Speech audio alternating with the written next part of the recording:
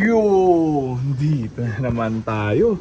Kulay dagat yung pampaligo ng mga jet fighter natin yan. Oh. Yan, with timba ng Wing Master. Yan, oh. Oh. Kaya kulay dagat yan. Dahil yan dito. Batsult. Yan, oh, by Royal Feather ni JPH Loop. Yan, oh.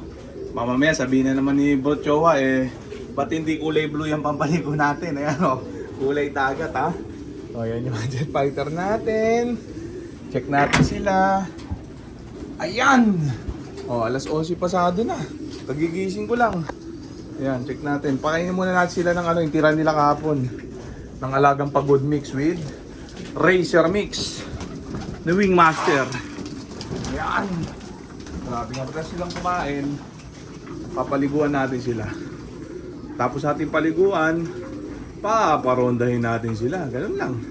Simple. Wednesday kasi ngayon. 2 linggo ko silang nalimutang paliguan. Ayan, o. Ngayon lang uli sila maliligo. O, di ba? Ito yung paliguan ko. Tagal na niya, no? Check natin, ha? Ayan na muna natin ubusin yung matinding chicha nila. Tapos mamaya, bibigyan na natin sila ng probiotic. Ayan, o. Grabe yan. Ay, nako. Busog pa. Katapos ko lang mag-almutsal. Ayan. Gising mahirap. Alas 11. Ayan, ha. Oo, ganun lang ako. Anong oras lang ako magising. Ganung oras lang din kakain yung mga ibong ko. Ayan. Hindi ko pinapagod yung sarili ko. Hindi ko pinupuyat. Ganun yung sistema ko. Ayan, ha. O, baka naman sabihin naman ng iba dyan. Hindi ka mananalo niyan kasi wala sa oras kain ng ibon mo. Bakit naman yung mga nasa oras ang kain ng ibon? Mga nagsipagpanalo ba? Ubus din naman yung mga ibon noong nakaraan. Nagulat. Nagulat sa tawa ko. Ayan, tapos na, sakto. Ayan, ilalagay ko na lahat sila sa niyan. Patutukayin lang muna natin sila ng mga butil-butil. Ayan, may mga pa, redstone pa. Ayan sila, check natin sila. Ayan. Mas marami pa rin yung gulong kaysa sa nanalo, ha? Ilan lang naman yung mananalo kada season dyan sa karera. Buenasan yan. Ayan, ha? Check natin. Yung mga ginawa ang lahat, nakapika lahat ang ibon, durog pa rin. Ayan, hindi ko sinasabing pasyortehan lang yan. Kailangan din talaga ng galing dyan. Kaya lang, ganun talaga sa Pigeon Sports. Mahirap man tanggapin na sabing baka puro swerte lang. Talagang ganun na nga nangyayari. Paswerte yan din talaga. Ayan, ha. Yung mga jet fighter natin.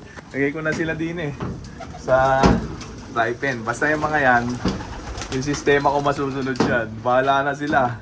Kung sino yung makalusot, makabadong o maubos. Ganun lang, simple lang. Hindi kailangan pahirapan ng pag-ibon. Hindi nyo kailangan stressin yung sarili nyo. Yan, ha. Lagay ko muna tong nila. Paliguan nila. Yan lang yung sistema natin. Comment kayo. Tanong kayo kung anong sistema gusto nyo. Baka sakali, masagot ko lahat yan, di ba? Makatanungan nyo. Ganda nyo yung tanong para maganda rin ang sagot. Ganun lang naman yun, Ayan! Check natin sila. Lalagay ko na yung Batsult by Royal Feather. Ayan, ha. Yan lang ang ilalagay nyo. Huwag na kayong mag-asin-asin kung ano-ano. Yan na. Batsult ni Royal Feather. Diba? Dati ako plain water lang binigyan ako ni Brocho ni JPH Loop ng Batsult ni Royal Feather. Yan, ha. Pwede gamitin. Sayang. Kung ano maganda sa ibon, yan. Magiging maganda yan pag nanalo. Pag nanalo tayo itong gamit natin. Nako. Gaganda talaga yan. Ayan, Ayan. Pati mga basher sigurado gagamit niyan. Ganun lang naman yan Kung sino manalo, dun magsusunuran yung mga yan. Parang nung nanalo ako, nung nanalo sa akin si Crying Bating. First overall, solo south. Putsa, kahit laso ni reseta ko, sinusunod. Ganun yung mga panser Kung sino manalo, yun ang susundin ng mga yan. Ultimo pangungulangot ng panser, gagawin ng mga yan, gagayahin ng mga yan. O tiya, dati ako, nung nanalo sa PHA, first overall solo eh. Lahat, ginaya dito. Ayan o. Oh. Ayan. Tapos siyempre, kung sino uli manalo sa sunod, yun naman ang gagayahin nila. Ganun. Ganun ang mga pansier. Gaya-gaya mode lang. Pag tayo nakabadong uli, naku, lahat tiyak dito, gagayahin ng mga yan. Baka hindi na magsipag-gising yung mga yan. Baka gumising yung mga yan, tanghali na. Gayahin yung style ko, kung anong oras magising, doon kakain ng ibon. Ayan ha. Ganun lang dyan sa Pigeon Sports. Gaya-gaya mode lang pag kung sino manalo. Ayan, mapapansin nyo yan. Ay, maligo ah. Makulimliman kasi ang panahon, no? O tapos kung ano yung ibon mo, kung ano yung mga ibon mo nasa loob, pag-increasean lahat ng mga yan. Gari, may nanalo siyang pansier. Lahat na ng ibon yan, magiging magaling sa paningin nila. Ayan. Di na nila titignan kung anong ibon yung nanalo. Meron din mga natingin doon kung anong ibon lang yung nanalo, yun lang kukunin. Pero yung iba, karamihan, basta may nanalong pansier, lahat ng ibon yan magiging magaling sa paningin nila. Magiging bulag-bulagan sila pag ganun. Ayun, yun ang real talk sa Pigeon Sports.